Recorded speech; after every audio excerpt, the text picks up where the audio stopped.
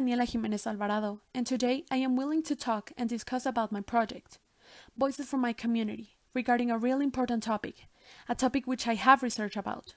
The Sustainable Development Goal number 5, Gender Equality.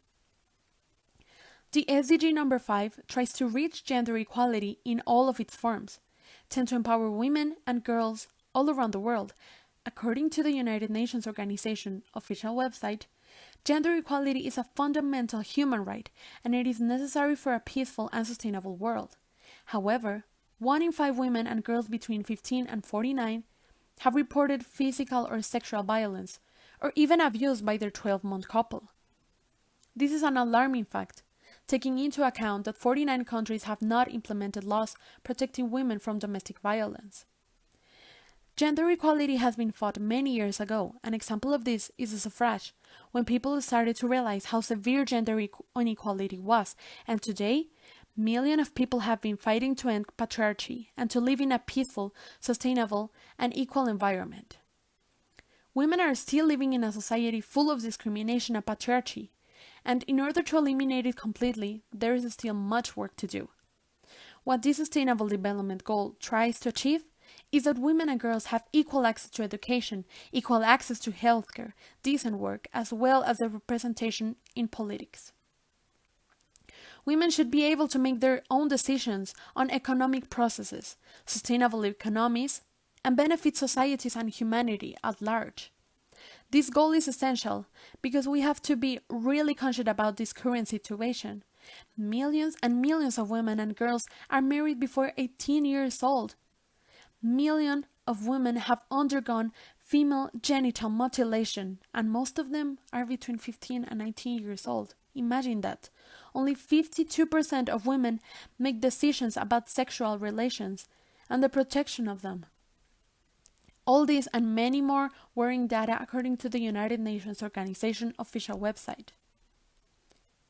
In order to attack this issue from the root, we have to know the problematic in our own country and how does it affect the whole Mexican population. So for us to understand more the perspective and experiences of different sectors of the population, I made a project in which after a research I chose specific questions that tackle this issue, and then I chose 3 specific people which could answer this question according to their personal experiences. This was meant to understand more the inequality situation in Mexico and the consequences, reasons, and perspective of it. Throughout this project, I found shocking and interesting facts essential to being discussed and spread. So now, let's start with the first person that I interviewed, who is Andrea Niño de Netro, an 18-year-old student at the Tecnológico de Monterrey Campus Puebla. Let's take a look on her profile and chart. As I said, she is an 18-year-old teenager. She's Caucasian. She has her whole studies until high school. She's actually on her last high school year. Her socioeconomic position is medium-high. She lives with her mother, father, and has an older brother. She's Mexican and has lived in Mexico her whole life. As I noticed in her interview, it was not hard for her to answer the question made by me. She talked fluently and fearless about this topic. An interesting fact is that she told me that she remembered that in elementary school, there were some boys that wouldn't let her play football with them because they told her and her friends, talking about girls, that it was a sport for boys, which led us to think about the stereotypes and how they can spread gender inequality. This was a really important factor because at that time she started to realize how severe this problem was. At a really young age, she started to feel excluded from some somehow called boys' activities.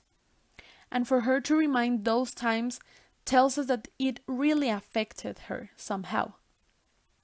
At her point of view, women are repressed, and even though she has not been a victim of patriarchy, she knows and is conscious about how serious this issue is. Education is an important factor for her, and for sexism and genders inequality. Andrea tells us that the higher education equals people accepting that both genders are the same. She believes females are more likely to suffer from gender inequality, and that we are really far from reaching equality. She also mentions that in her home, she has never been in an unequal environment regarding genders, even when she has an older brother. The next person that I interviewed is Eduardo Jimenez Navarro. His chart is much different than Andrea's. Eduardo is a 52-year-old man who lives in a medium socioeconomic position. He has his professional title and lives alone. He is Mexican and has 2 daughters. He lives at Los Héroes. For him to answer some questions was harder. I noticed that he had to think the answer of some of them. He believes that gender equality has a big importance in society, and that both genders should have the same rights. He has not suffered from patriarchy as he is a man, so we can tell that, as he has not suffered from gender inequality, he feels more secure in his environment. Throughout his life, he has seen many women that are unequally treated, mainly in labor. And he has realized that education is a really important factor that determines gender equality. More education equals less inequality according to him. An important fact is that he barely interacts with women at work, which can be essential for him to know how severe this issue is. However, he knows that this problematic has a big impact. And he believes both genders are equally capable. Last but not least, I interviewed Ilia Laura Alvarado Salas, a Caucasian woman with her professional title too. In a medium socioeconomic position, she is a 51-year-old and lives with her 2 daughters, works, and she is Mexican. She travels a lot. She lives at Arcos del Sur. For her, it was easy to answer the questions. However, her answers were more shorter than Andrea's. She told us that she believes everybody has the same opportunities, and she's conscious about how many Mexican families suffer from patriarchy and gender inequality. But in her personal experience, this problematic has never affected her.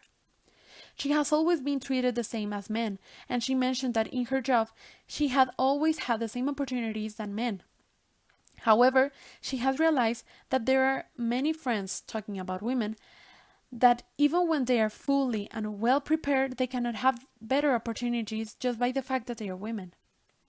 She also says that education should be implemented on schools, which tells us that she thinks that education is a really important factor that can determine an equal environment.